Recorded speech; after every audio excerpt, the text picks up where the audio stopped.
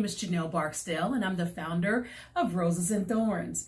This is our book club selection for August, She's Still There by Crystal Evans-Hurst. I'm providing a review for Chapter 10. Chapter 10 is Wake Up and Drive. She starts right off telling us she's used to driving all the way to E, and then sometimes pushing the boundaries. You know, once you know that there's a little bit more extra gas in there, waiting till you're driving on that last fume. And so I've had those kind of moments. I've only run out of gas once, and that's all I needed to run out of gas.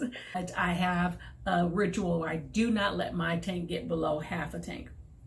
And I say that for my vehicle, but I don't apply that to myself. And this chapter was really all about maintenance and taking care of what God has told us to cherish and how to care for is our bodies, that our bodies are a temple. And I love the quote that she placed in this chapter. How can we take care of our heart and offer our heart to God, but not offer our body to Him? And that really hit home for me. And so Crystal gave us a whole lot of things for us to consider, is making sure we're getting enough sleep, and that we're eating healthy and clean, and that we're also drinking plenty of water. Not really giving a specific program, whatever works for you, but being consistent. And I think that's the thing that really struck me, was being consistent, because we've all started and stopped a plan here and there and along our lives, but to start something and to maintain it. I like how she sets the alarm on her phone to have that special time with Jesus. And I start each morning with a moment of gratitude.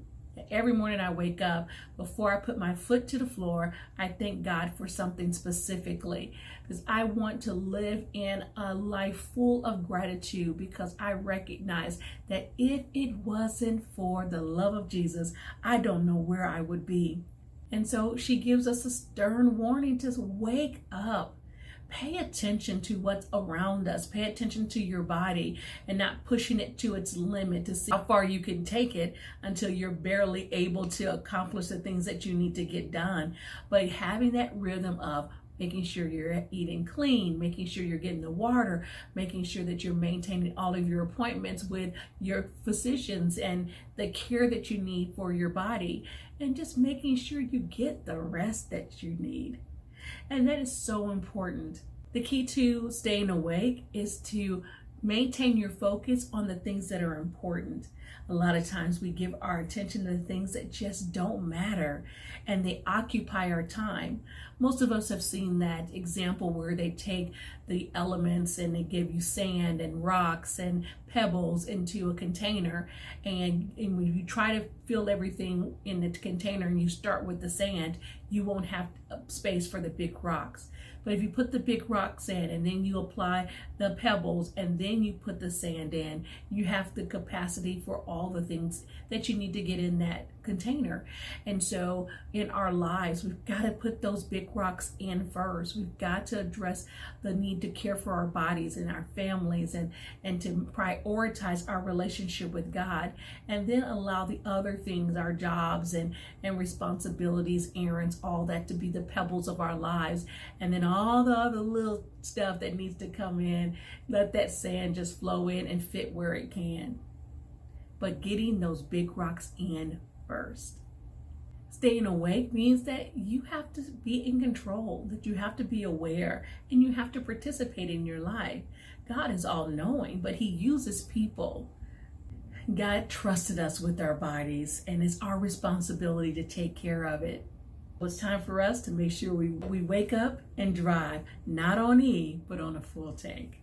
Our reflection is, on a scale of 1 to 10, how well do you care for your body? Our action is to choose 2 habits that we want to become more consistent in.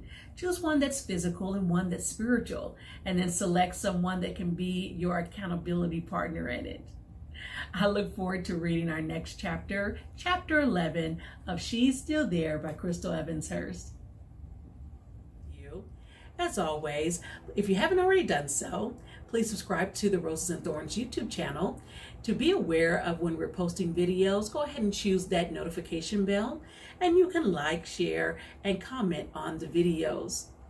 Also, take a visit to the website, www.rosesandthorns.org. And when you're there, you'll find the resources that are available, which include free printables as well as chapter reviews for each of the chapters. I look forward to connecting with you in chapter 4. She's still there.